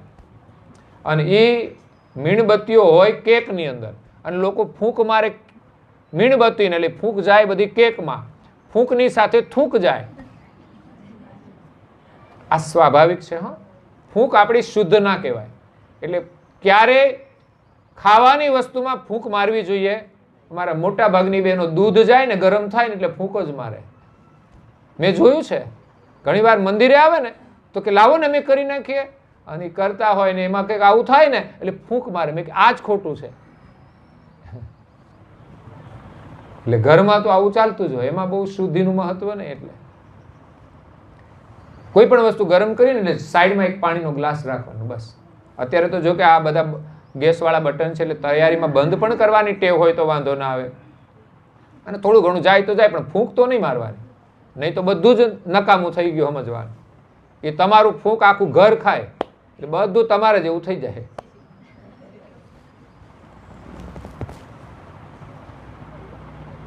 એટલે ગુરુ મહારાજની પૂજા આપણે પ્રેમથી કરીએ અને ઘરમાં બધા જ લોકો જો પૂજા કરે ને તો આખો પરિવાર સંસ્કારિત થઈ જાય. પણ એકાદ જણ કરે છે અને બીજા બધા ફરે છે. ગુરુ મહારાજની પૂજા, આપણા જે કોઈ ઈષ્ટદેવ હોય, તમે કોઈ પણ દેવને માનતા હો, દેવીને માનતા હો કે ગુરુને માનતા હો, ઘરના રહેલા તમામ સભ્યોએ મંદિર આગળ બેસી ગુરુ પૂજન, દેવ પૂજન કે દેવી પૂજન કરવું જોઈએ. આ સંસ્કાર છે. એની આરતી કરવી જોઈએ, એમની પ્રાર્થના કરવી જોઈએ.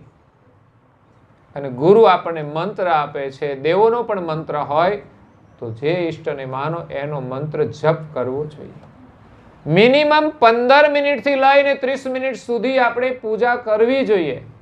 વધારે કરી શકો, અનુકૂળતા હોય, ભાવના હોય, વહેલા ઉઠીને પોણો કલાક પણ કરી શકો, 1 કલાક પણ કરી શકો.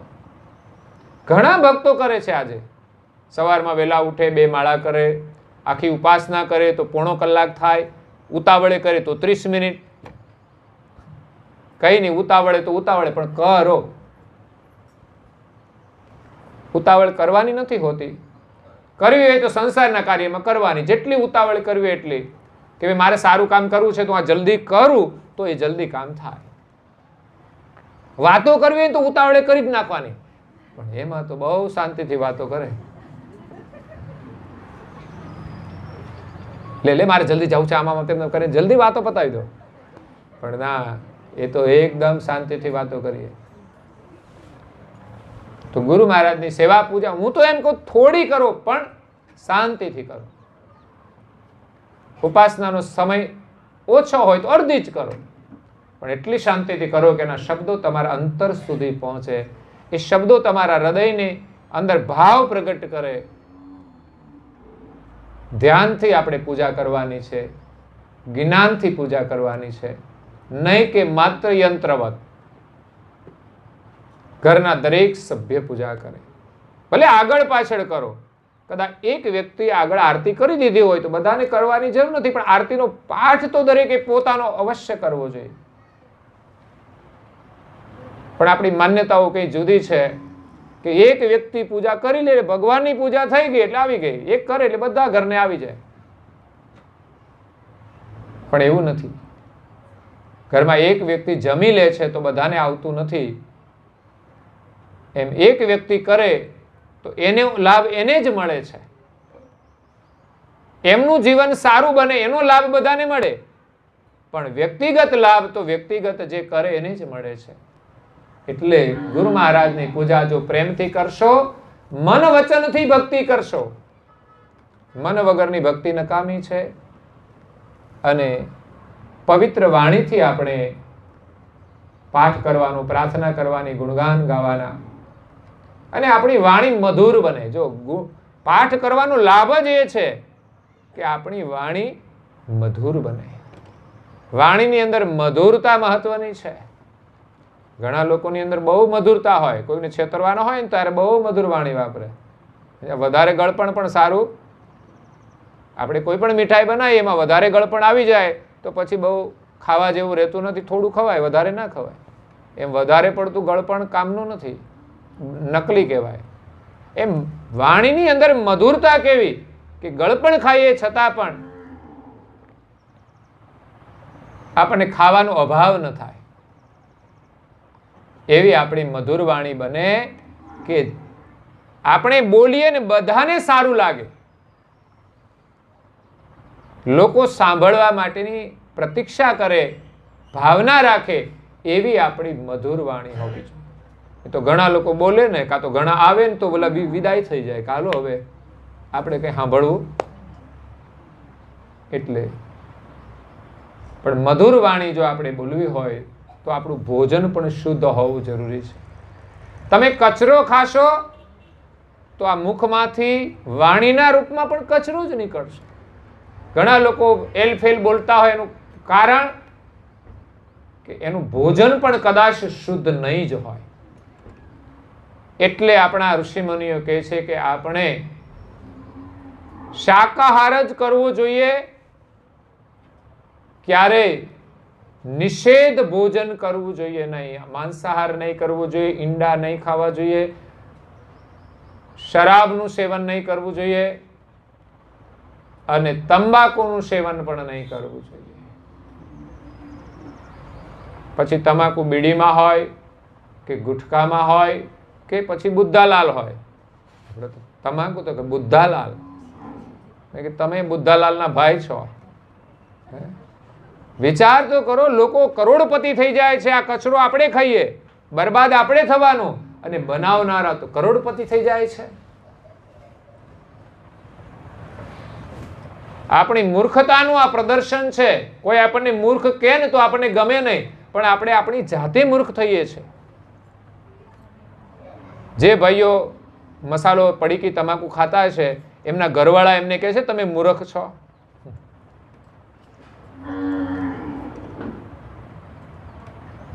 એટલે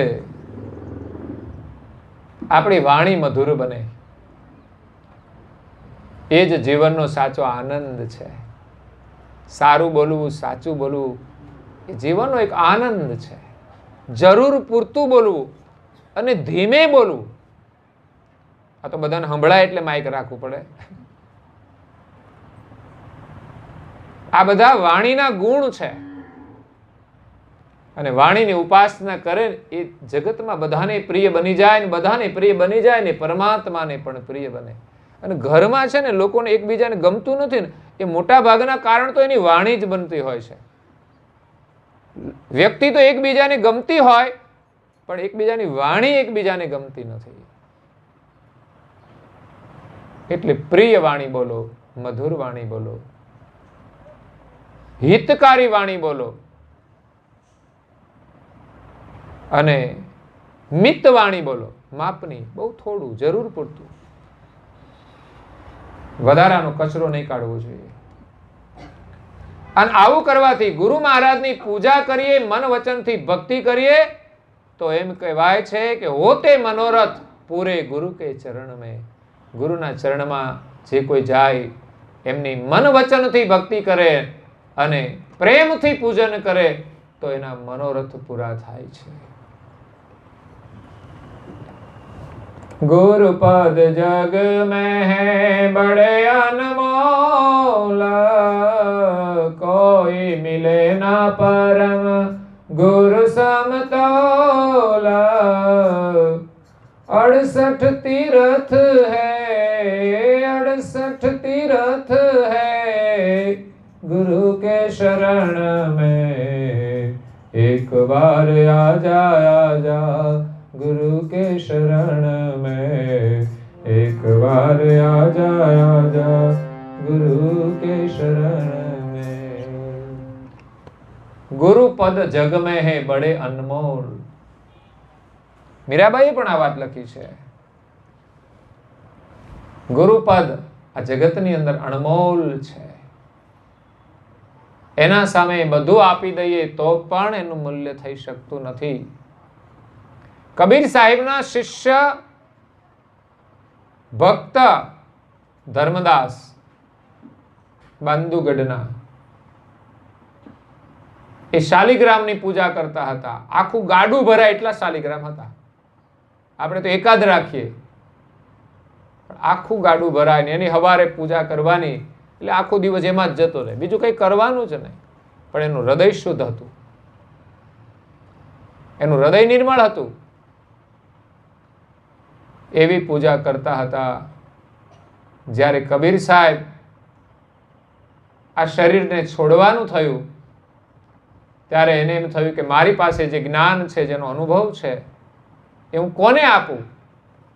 એમના ઘણા બધા શિષ્યો હતા, ત્યાગી હતા, સાધુ હતા, છતાં પણ કબીર સાહેબને એમ થયું કે મારો જે અનુભવ છે એનો અધિકારી કોઈ સાધુ પણ નથી. સાધુ બની જાય એટલે મહાન છે એવું નહીં. જ્યારે કબીર સાહેબે પોતાના અનુભવ દ્વારા આ જગતમાં વ્યાપક દ્રષ્ટિએ જોયું, ત્યારે બાંદુગઢની અંદર ધર્મદાસ નામના જે ભક્ત હતા એ એમને અધિકારી લાગ્યા. અહંકાર રહિત ભક્તિ હોય એ મહત્વની છે. કારણ કે ઘણા બધા જ્ઞાની હોય પણ એનું અભિમાન હોય તો એનું કોઈ મહત્વ નથી. સારું કામ કરીએ પણ એનું અભિમાન ન હોવું જોઈએ. ખરેખર તો આપણે કોઈ સારું કામ કરીએ ને એની પ્રશંસા આપણે જાતે ન કરવી જોઈએ, નહીં તો એ કાર્યનું કોઈ મૂલ્ય નહીં રહે. બને ત્યાં સુધી આપણું કોઈ પણ સારું કાર્ય એનો પ્રચાર આપણે જાતે નહીં કરવો જોઈએ. કોઈ આપણને પૂછે ને તો પણ સંક્ષિપ્તમાં જ એમને કહેવું જોઈએ કે જેથી આપણામાં એનું અભિમાન ન આવે. હું સારો છું એ પણ એક અભિમાન. એટલે અહીંયા ગુરુનું પદ એ અણમોલ છે. કોઈ મિલે ના પરમ ગુરુ સમતોલ. અહીંયા ગુરુની સાથે સાથે પરમ ગુરુના મહિમાની વાત છે કે આ જગતની અંદર પરમ ગુરુની સમાન કોઈ જ નથી. એક જ ગુરુ પરમ ગુરુ છે. ગુરુ ઘણા બધા છે. ગુરુ ગુરુ જ્યાં ત્યાં સૌ કોઈ કહે છે. 4 પ્રકારે ગુરુપદ રહે છે. પ્રોક્ષ ગુરુપદ પ્રોક્ષ બતાવે, પદાર્થમાં જીવકો વિલમાવે. ગુરુપદ દેવ બતાવે પ્રત્યક્ષ, દર્શાવી દેહમાં આપે તે દક્ષ. અને સદગુરુ સત બતાવે જે અંશ, નરણે કરી જુએ કરતા કો વંશ. સદગુરુ એક અંશ પદની ઓળખાણ કરાવે છે અને પરમ ગુરુ આ વિશ્વની અંદર એક જ છે જે આપણને સર્જનહારની પ્રાપ્તિ કરાવે છે, સર્જનહારની ઓળખ કરાવે છે. તો અહીંયા ભજનની અંદર એમ કહે છે कि कोई मिले ना परम गुरु समतोल, 68 तीर्थ है गुरु के शरण में. આમ તો માતા પિતાના ચરણમાં પણ 68 તીર્થ માનવામાં આવે છે. જો માણસ માતા પિતાને પ્રણામ કરે, એને વંદન કરે, પૂજન કરે તો 68 તીર્થનું ફળ એને મળી જાય. વિશ્વાસ આવે તો, માતા પિતાનો આદર કરે તો. કરનારા હોય છે, ઘણા સંસ્કારી પરિવારો છે, દીકરીઓ પણ છે સંસ્કારી, જે માતા પિતાની, સાસુ સસરાની સેવા કરે છે, આદર કરે છે. તો 68 તીર્થનું ફળ તમને ચોક્કસ મળશે જ. આ જન્મમાં એનો લાભ થશે અને ભવિષ્યમાં મળનારા જે જન્મો છે એમાં પણ એનું ફળ આપણને મળશે. અને આપણું કર્તવ્ય છે, જે મા બાપે મહેનત કરીને આ બધી મિલકત આપી છે તો એની સેવા કરવી એ આપણું કર્તવ્ય છે. અને એ જ ભક્તિ છે અને એ જ જીવનનો સાચો આનંદ છે. પણ સંસ્કાર હોય ને તો જ થાય છે, નહીં તો થતું નહીં. તો જન્મદાતા માતા છે ને એ પ્રિય લાગે છે, પણ પતિની માતા છે એમાં થોડો ભેદ આવી જાય છે. આમ તો સંબોધનો થાય છે બાનું, એ સારી વસ્તુ છે, પણ ઓળખાણ સાસુની હોય છે ને. પણ ઘણી પુત્રવધુઓ અને સાસુનો સંબંધ ક્યાંક જોવા મળે છે માતા અને દીકરી જેવો, અને એ જીવનનો સાચો આનંદ છે. તો અહીંયા ગુરુના શરણમાં 68 તીર્થ છે, એ ગુરુનો મહિમા છે. અને અંતમાં આ એક ભક્ત છે ગુણવંત ભાઈ, જે ખરેખર ગુણવાન છે અને ભજનોની રચના કરી છે અને બહુ સરસ ભજનો છે. એમણે સારા કલાકારો પાસે ગાઈને એમણે YouTube ની અંદર પણ મૂકેલા છે. ઘણા બધા ભજનો છે. गुणवंत गुरु मेरे मोक्ष के दाता, ज्ञान गति से करे जग उजियारा, होते पत्थर भी हीरे, होते पत्थर भी हीरे, केवल के शरण में एक बार आजा आजा, गुरु के शरण में एक बार आजा आजा, गुरु के शरण में, गुरु के शरण में आजा, केवल के शरण में एक बार आजा आजा, गुरु के शरण में एक बार आजा आजा, गुरु के शरण में। अंतમાં કહે છે કે ગુણવંત ગુરુ મેરે મોક્ષ કે દાતા, ગુરુ મારા મોક્ષના દાતા છે, એ મુક્તિદાતા છે, સંસારના તમામ દુઃખોમાંથી છોડાવનાર છે, પણ વિશ્વાસ જોઈએ એમની આજ્ઞામાં, એમના વચનોનું પાલન કરવામાં, એમની પૂજામાં, એમની પ્રાર્થનામાં અવશ્ય સંસારના દુઃખોમાંથી મુક્ત કરી અને એમના સાનિધ્યનું સુખ આપશે. જ્ઞાન ગતિ સે કરે જગ ઉજિયારા, આ જગતની અંદર એ જ્ઞાનનો પ્રકાશ કરે છે. ગુરુના જ્ઞાન વિના આ જગતની અંદર અંધારું છે. સૂર્યનો પ્રકાશ ગમે તેટલો હોય, ઘરમાં લાઈટો ગમે તેટલી મૂકી હોય, પણ ગુરુના જ્ઞાન વગર જગતની અંદર, પરિવારોની અંદર, વ્યક્તિના ઘટની અંદર અંધારું છે. અને જ્યાં જ્ઞાન વગરનું અંધારું છે એ માણસ સંસારની અંદર દુઃખી છે, અંધકારની અંદર ભય છે, અંધકારની અંદર દુઃખ છે. જો જ્ઞાનનો પ્રકાશ થશે ને તો અજવાળું થશે અને આપણા જીવનમાં સુખનો ઉદય થશે. હોતે પથ્થર ભી હીરે, ગુરુના શરણમાં પથ્થર પણ હીરા બની જાય છે. જે પથ્થર કહેવાય પણ ગુરુના શરણમાં આવે ને એ હીરો બની જાય છે. આપણે ત્યાં જે હીરા નીકળે છે ને, આખર તો જમીનમાં એ પથ્થર રૂપે જ હોય છે. જ્યાં સુધી ગુરુના ઝવેરીના પાસે ન આવે ને ત્યાં સુધી એ પથ્થર જ રહે છે. કોઈ સામાન્ય માણસને એ પથ્થર આપી દે ને તો એને એ હીરો ના માને, કારણ કે એને તો કંઈ ખબર જ નથી. એને તો હીરો પથ્થર જ માને છે. પણ એ જ પથ્થર જો ઝવેરી પાસે આવે ને તો એનું મૂલ્ય થઈ જાય છે કે આ પથ્થર નથી પણ હીરો છે. પણ એમાં જ એનું મૂલ્ય નથી થતું. એ ઘાટ વગરનો હોય ને ત્યાં સુધી તો એની કિંમત સામાન્ય હોય છે.